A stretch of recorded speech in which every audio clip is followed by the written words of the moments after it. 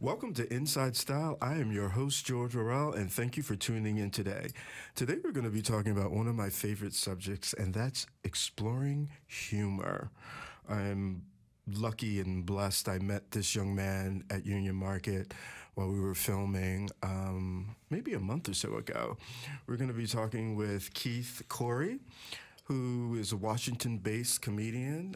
He travels the country hitting stages with his weird sense of humor and stories of life deprecation. You will laugh with and at him. We want to welcome him to Inside Style. Keith! Hello, hello, hello. Yeah. So when we met, I had no idea that you had this other life. One, as a comedian, and two, as a baker. Yeah, so like that job is like my secret identity job, like a Clark Kent. It's like, oh, I work at the news. Nah, I work at a French place. Yeah, and So it was it's really like- cool. Yeah. It's very nice. It's a very beautiful place. The market is very nice when it's like on a weekday and it's kind of empty and you can walk around and see things. Okay. It's good. So tell me, so when did you know that you were funny? Like you knew that, like, I'm funny.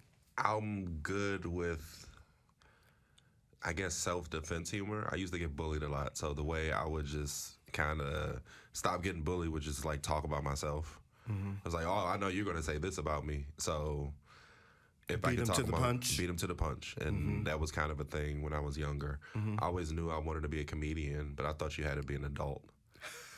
Yeah, so How do you know that as a kid? How do you know? I just knew. I watched a lot of like Rodney Dangerfield, a lot of Rodney Dangerfield movies, and I was like, man, this man is quick with it. Like he always had like a line to say to somebody else. Yeah, I was just like, oh man, it is funny. And then I like always noticed I was good at that when I did talk.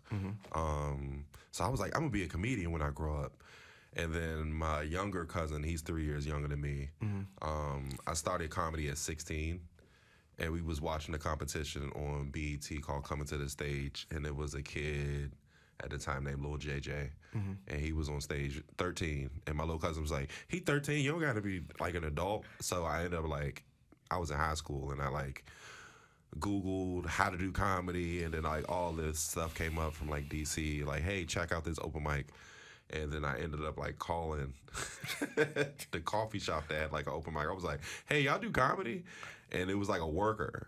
It wasn't like the person running the show. It was just like a regular worker. He was like making coffee in the background. He was like, yeah, just like come in and sign up. Like, and do it. Yeah. Yeah. But so, you know, growing up, you grew up in D.C., right? Yes. And coming from most black backgrounds, we are all storytellers. So were you privy to that? Like your mom or your dad or somebody, was anybody in your family like a great storyteller? Like in my family, we have great storytellers, and they're always usually funny. Yes, my parents are funny. My parents are very. My mom is like a little bit more darker. She laughs at like some dark stuff, and my dad is probably a little bit more of a storyteller, but he never but they both never explored it. Okay, but it was around you, so like, you know what I mean? Like, so I can still hear stories. Like, I talked to my parents this morning, and my father was telling me a story. That's hilarious. It was most of my mom. My mom is like she's just goofy. They're like both goofy, so it's like funny. And I never inherited that for some reason. I don't know. I never was like goofy. I just would say something, and people would never take me serious, but they will always laugh, and I'd be just like, I'm so serious.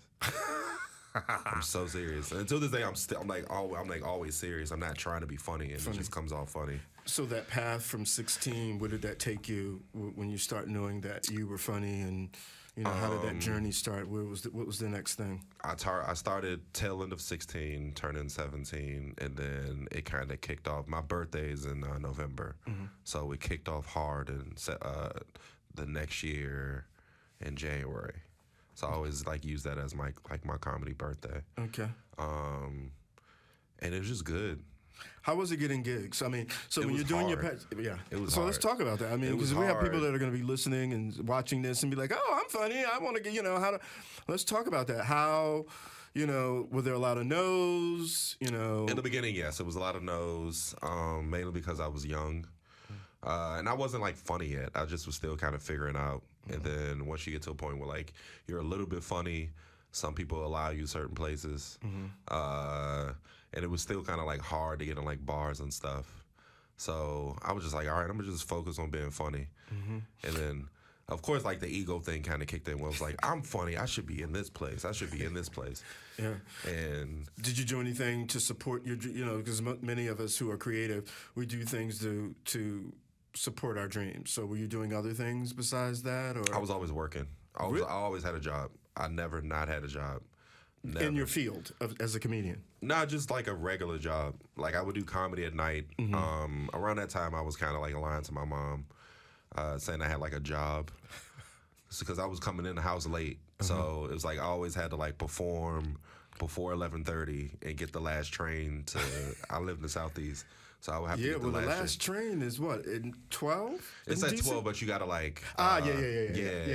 Okay. Most of the shows back then were like on the red line. Okay. That I was going to. So I had to get to the red line and get to the green line. So it was like a lot of. And she was like, "What are you doing?" I was just like, "I have a job."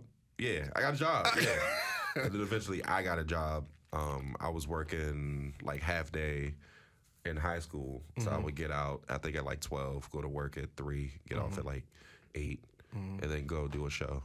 What keeps you fresh? What keeps your material fresh? Where do you see situations? I want to kind of dissect it, because most comedians that I know are right in the things that happen in their lives, and they're also super serious. So we're gonna get to that part about how do you come up with your material? How is it? Do you think about it? Are there things that happen? Are there mostly things that happen, and it's like a lot of deep rooted stuff. Like this new album I just recorded is like I bake, so I talk about that, and I'm very honest about it. It was like hard coming up with that material, because I was like, it's there, but I don't want people to like. I don't think it's funny. I just bake, and then I kind of like delved into it, and I was like, oh, this is hilarious.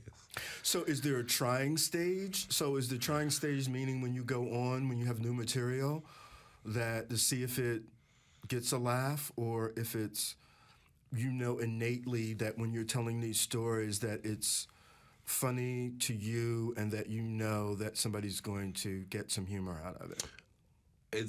For me, it's funny to everybody else first, and I'm just like, because I go off feeling. So it's kind of like a drug. So you're like chasing that high of telling it the first time. But when I'm telling it the first time, I'm going off of like, oh, then this happened, and then this happened, and it's just like I'm mad about it, and and it's all like feeling. And then once I'm like, okay, all right, that's a joke. Let me kind of write some stuff with it.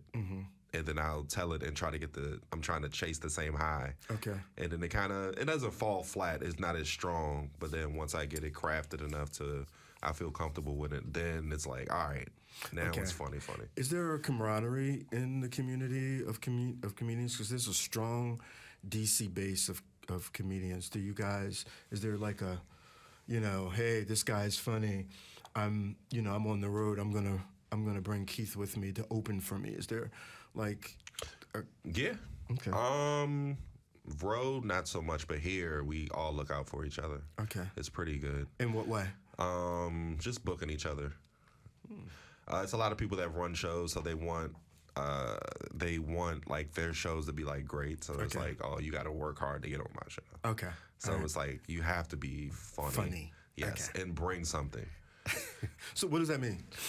Just bring it. Take it. Yes, take it serious enough to like you're working on yourself, because they sense it. We all sense it. Okay. When I started, it was like maybe like one room a night. You couldn't do a weekend show unless you were like those people. So yeah, like a certain level, we're all fighting for the weekend shows. I know when I first started doing radio and TV segment, there would be butterflies, and I learned how to channel those into a joke. Oh, see, yeah. And it relaxed me. So how do you feel? What do you get when you're about to hit that stage?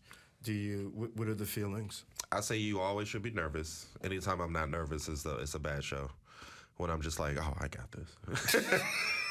But you always should be nervous. I go up there with a little bit of but I talk it out. I'm able to, like, you know, people sense it because I'm very honest in my humor and being on stage. Like, I talk about stuff that, like, most people really wouldn't.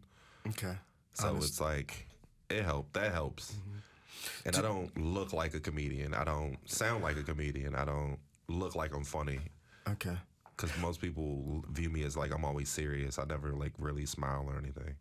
Is there a reason? It's just your demeanor? It's just me. It's just me. I'm a very silly person once I get to know people. No, yeah, okay. Yeah, okay. Like, I'm very introverted. But, like, once I'm comfortable with you, you can't get me to shut the hell up. Like, what is, did you have any people that you looked at for humor and be like, yeah, I like that, besides Roger Dangerfield? Any people of color? Like, I love Moms Mabley. Everybody loves Moms. And we took a trip. I took my parents down. My mother turned 85. My father's turning 86. And we drove down to North Carolina. That's where they're from. Oh, wow. And so she would come, Moms Mabley, to a place in Atlantic City called Club Harlem. And her brother lived in Atlantic City, actually down the street from us. And she had a way, it was like, those jokes made you think.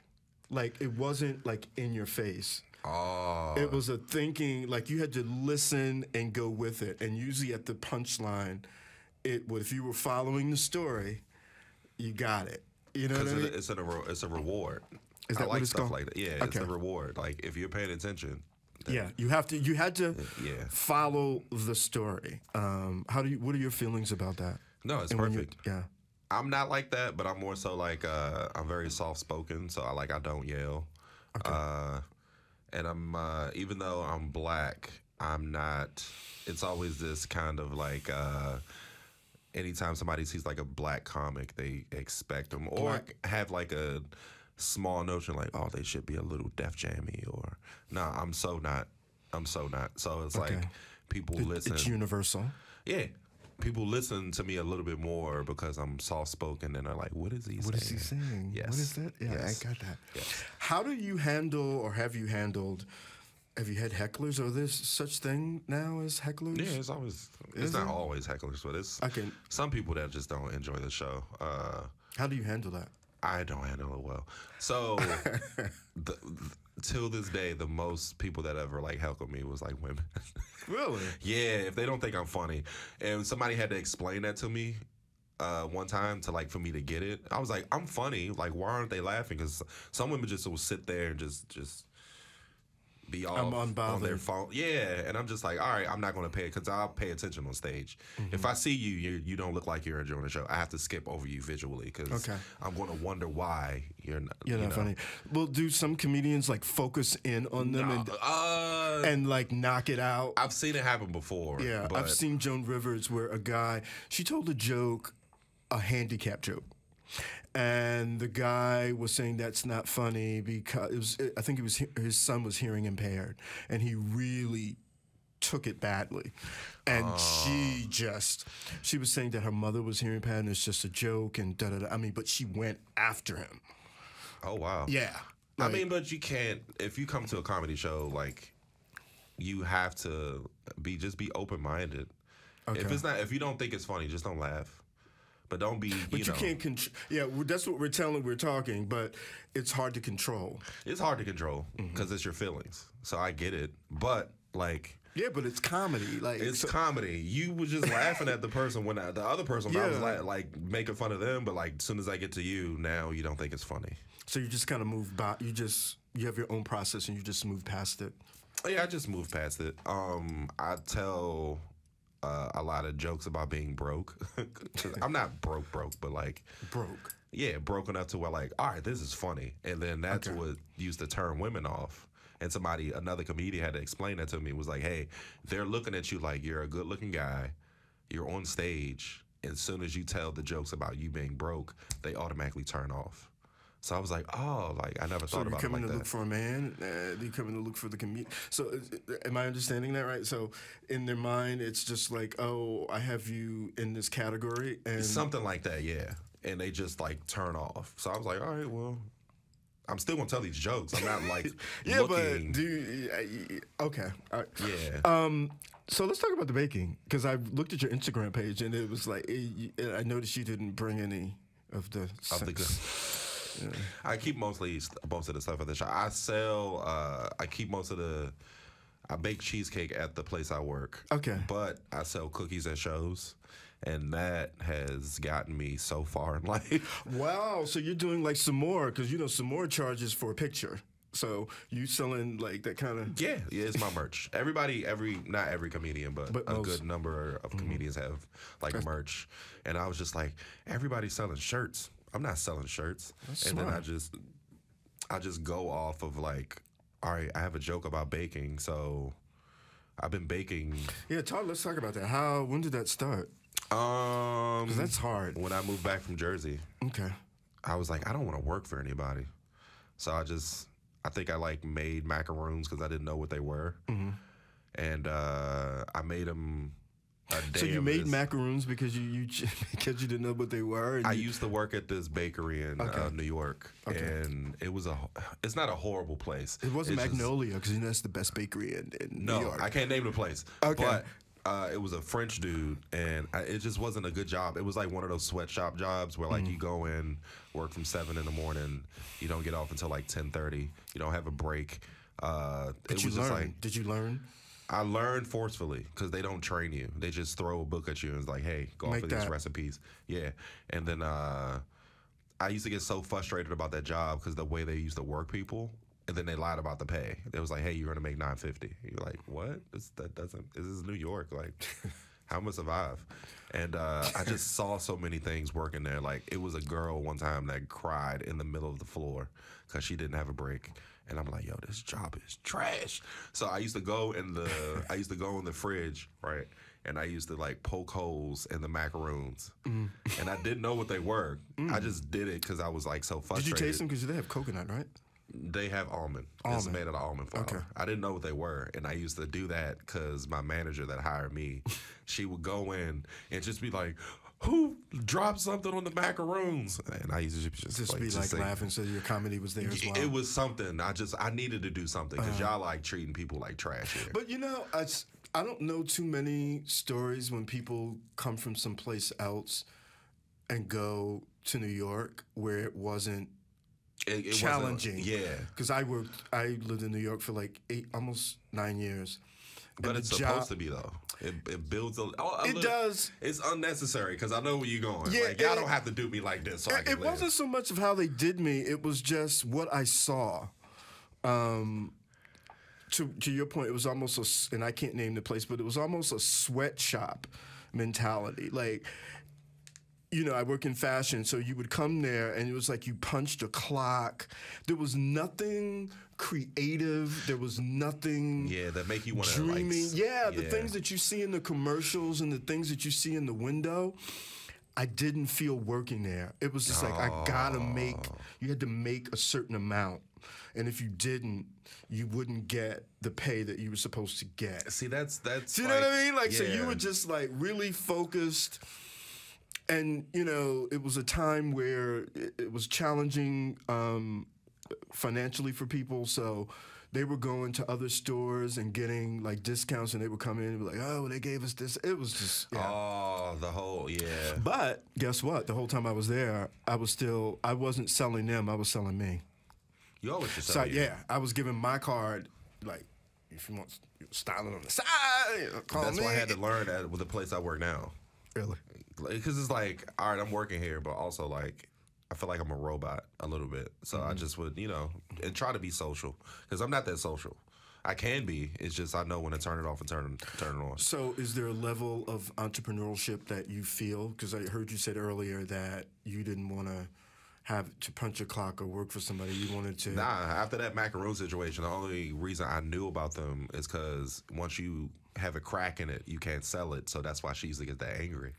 So when I moved back here, I told my uncle the whole situation. And he was like, you should make them just to see how hard it is to make them. And I'm like, man, they not that damn hard. And I made them, and they were hard. And I had all these macaroons. They were good. And I had all these macaroons, and I had to do a theater show that night. And I ended up just giving them out at a theater show, and then some lady just gave me money. She was like, "Oh, those macaroons." I didn't know they were that popular, so she like gave me $40, and I'm like, I'm onto something. yeah. And then it kind of like started. So do you have to put that in your contract that you're going to sell stuff, or they just don't care? Most of the time, some places don't care. They literally don't care, especially if you give. I give cookies to the staff. So, okay. I thought you said you were giving some of the proceeds. Nah, man. I mean, merch is proceeds, but okay. Yeah. But to you. Oh yeah. Some of them cookies, because the staff works hard, so I just give them. So to the staff with the people that are in the tell us about the venues that you work at. Like, so when you say staff, is it like, so it depends where you go? Is it like food, drinks, those kinds? Yes. If it's like a club, then they have like of course the managers, then like the food runners, the bartenders. I just give the cookies away. Do you get a chance to try your material out, like before you go on? How do you? Oh, like in a mirror? Well, I don't know. Do you? Is it a mirror? I can't do that. Yeah, I can't do that. It feels weird. I don't even like listening to myself. Yeah, I was like that at the beginning, but yeah, I can't. I can't get used to it. I'm in like it's 8 Mile. I'm just in the mirror, just like yeah. Because it never works out the way that you rehearsed at home. In your head is going to be. Yeah. It's always a kind of different thing. Yeah. So that's why I just like, all right, I'm gonna just go up here and work off these nerves, and that'd be the best shows where I'll just be like, all right, hey y'all. Yeah, and it just so it's just connecting. Yes. And I'm all about the connection with people. You know, I'm not going to get everybody, but if I can get like 10% of the crowd, I'm good, because it's genuine. Okay. So do you think that people are generally coming for entertainment and to laugh and to be relaxed for the most part, but then you have people who are coming in just with other things? It's a little bit of both. The pandemic kind of messed that up.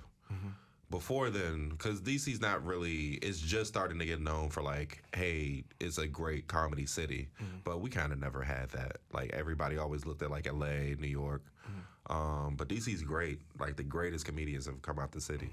And then after the pandemic, it brought all these people that did, like, they thought they were going to like die. So they just started coming to comedy shows that never came to comedy shows. So it was a good, like, pro and con kind of thing. Like, hey, we have a crowd, but also 60% of these people will have, like, this is their first comedy show, so they don't know how to act. They're sitting in the front. They're just staring, just like, oh, okay, this is what's going on. This is live. So what would you tell a young comedian, a young person that thinks they're funny, and what would that guide be? What would that advice be to them? Just keep going. If you think you're funny, keep going. Keep going. Because you'll figure it out. And, like, I want to say probably the first 3 or 4 shows. First 2 were just like, I did that. You know what I mean? You bring your family out. So they think you're funny. You're knocking on doors. Yeah. Should they connect with did you connect with other comedians before yourself? You know, before I started comedy? Yeah, well, I mean, like, so when you started young, did you try to reach out to other comedians, or you just kind of did your own thing? I got lucky though. When I came out, I thought I was the youngest comedian, and I was. And then my boy Samson, he was the youngest before I came, and then I came, and he was like, "Who is this dude?" Because he was 19. Okay. So when I came, he was just like, "All right, this is what's going on." But we ended up kind of like getting really close, and I would run with rooms with him. Okay. But he was already, when I started, he was already 4 or 5 years in. Like, he opened up for Lil JJ. Okay. So I was like, you opened up for not knowing any better, but it was, yeah. And he's like famous now, so. What do you do to relax? What do you do away from, I know probably the baking can be, but what do you do for Keith to rejuvenate, to just kind of get away from it? Get away from people? Is that? Yeah. Okay. I lock myself in the house. Or I just, like, sit off in the corner. I'm kind of like that anyway. I listen to a lot of music. What kind of music? What genre? A lot of hip-hop. I don't know if they're funk, though. It's this band called Jungle I listen to a lot. And they kind of get me hype and relaxed a little bit. A band called Monophonics. They're just. My producer just shook her head. You know about that jungle. See, she know. Visually, they just, oh my God, visually. Their music is great, but visually it's just amazing.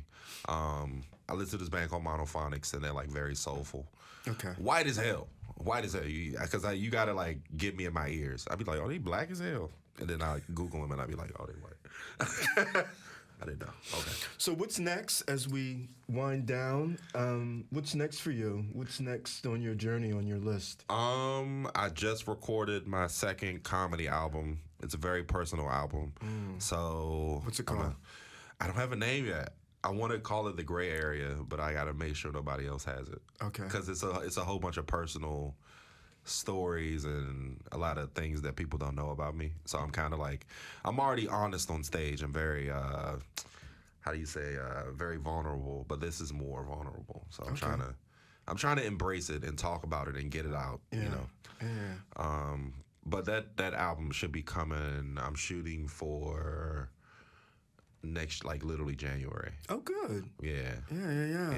And appearances. So where can our listeners see you on social media? Give us all of that information. Keith Correy, Keith, CO, 2 R's, EY. Everybody thinks it's always 1 R. I did too. I did too. Everybody does. Everybody does. When they find out, they're like, it's 2 R's? I'm like, yeah. Yeah, it's 2 R's. Yeah, it's 2 R's. Yeah, my mama did that. Yeah. I'm glad she did, though. Yeah. Well, I'm just happy to have you here. I'm so glad we just met, like, in passing. Yeah, I think I gave you a card. Yeah, but you didn't, like you were closed. Every time I go there, you're either not there or it hasn't opened yet. Yeah, So we have to come by for early. Yeah. Come by and get some wine, man. Yeah, some cheesecake. I'll get some cheesecake. Yeah, I like that. It'll be your cheesecake? It's always mine. If it is somebody else's, I got to kill them. But this week is s'mores. So, oh my God. I like to. I'm gonna bring, because just me and you will jump in the car. We there. It's not that far. No, we can walk there. But thank you so much again for coming on. No, thank you for having me. This was fun. This is all professional and stuff. We got Fiji water, y'all. Keith Correy, please reach out to him. Support this brother. Thank you for coming on. Thank you for tuning into Inside Style. I am George Worrell, and remember, real style starts with being comfortable in your own skin, and we'll see you next time.